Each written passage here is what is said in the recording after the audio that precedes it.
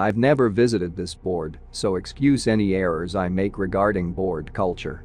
Here is a story that is currently happening to me. I'll give a little background and then go Greentext. My buddy David has 800 acres near Galena, Alaska. We're up here building onto his house and fishing the nearby rivers on our off days. We're about 15 miles back on a gravel road that goes further onto BLM. There are a few logging trucks a day on the main road, but basically no traffic after the sun sets. The first day we got here together in my Tacoma 4x4.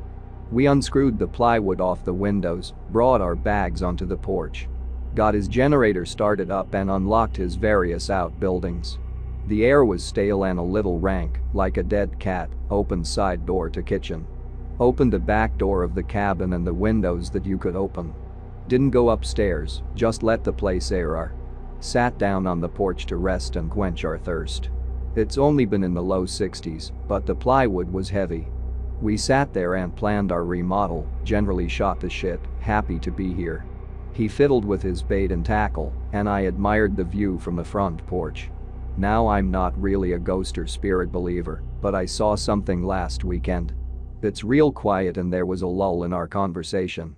Then out of the corner on my eye I saw somebody walk out the open kitchen door. I rotated in my seat to see who was there. I barely saw the guy turn the corner towards the back of the house towards the forest. "What the fuck?" David yells. "Did you see that motherfucker?" "I did, dude." "Who the fuck is that?" David runs out to his truck where he has a Mossberg 590A. It's buried deep in our knock boxes, and we had a bunch of shit to unload to get to it. We just throw shit out of the truck till we get the box open. We decide to search the rest of the house first. Scattergun in hand. We go upstairs. We look into the 2 bedrooms. Under beds and everything. Nothing. No sign of squatters. Animals. Nothing. We both affirm we saw a little man with no shirt walk out of the kitchen door to our left from the main porch. We then go towards the back forest. The house and the pad they built it on has a thick gravel base right up to the forest. The forest floor is a thick mat of leaves. Needles and duff and hard to track in. We looked all around and found no tracks. With the sun going down and all of our shit exposed, we decided going further into the forest was a bad idea. We both go back inside and close all of the windows, unpack our tools. Set up our gear in the lower 2 bedrooms. We regroup in the kitchen and start guessing who that was. Was it a squatter that was living elsewhere on the land and heard us opening up the plywood? Thief? Animal? Either way. We're 2 badass carpenters with guns and not afraid to throw down with some little fucktard. We both go to bed. The next day we start setting up out tools and saws under tarps. We had the shotgun on a sawhorse nearby. Unloaded table saws and miter saws, setting up sawhorses.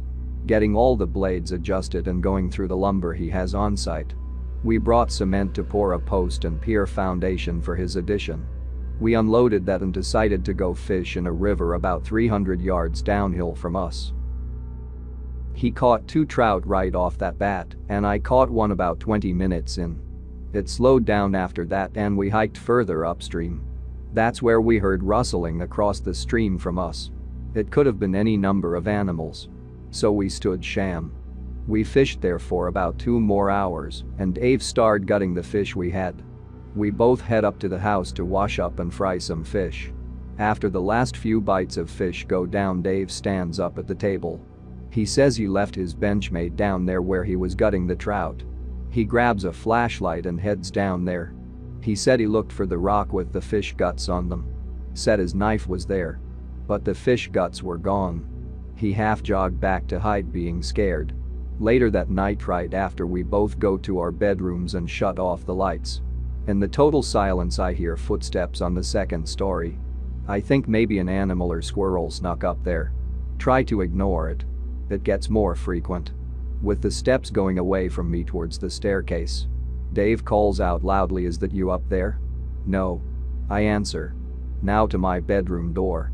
We both open our doors at the same time and step into the main room.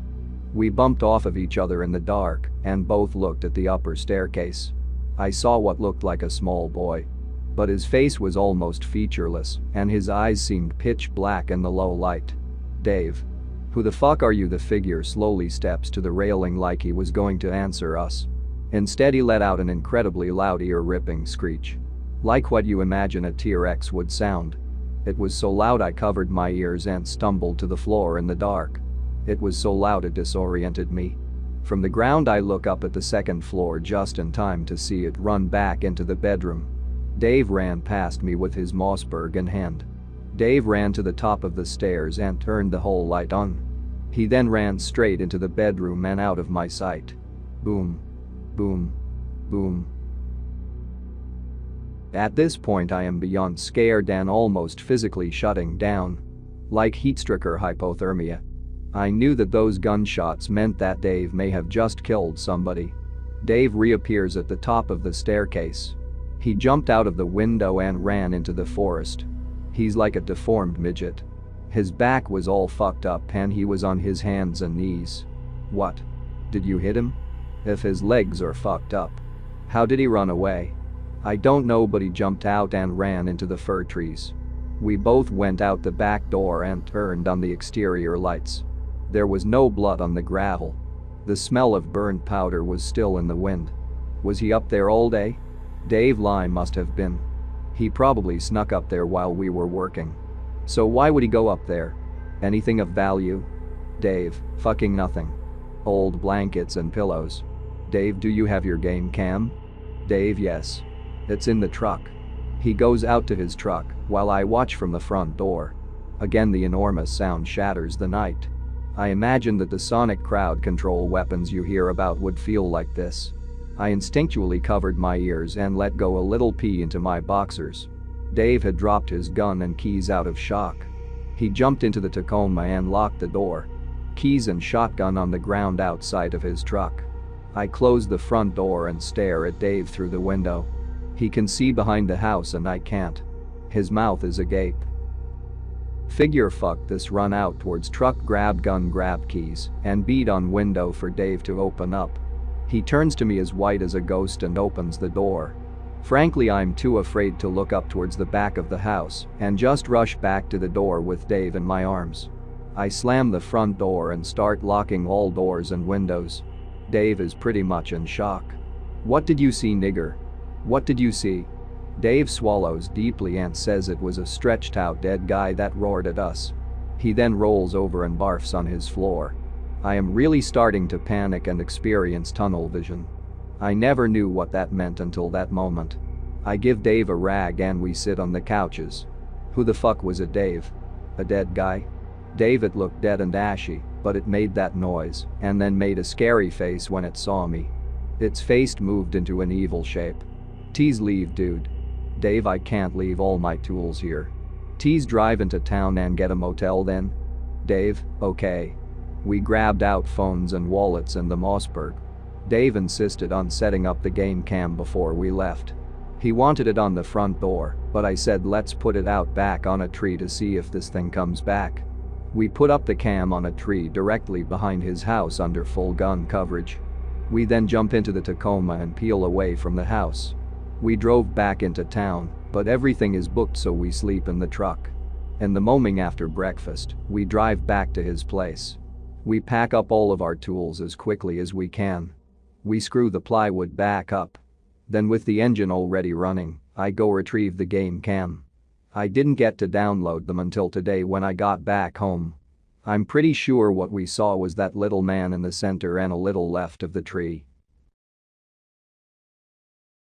If you enjoyed this video, don't forget to subscribe.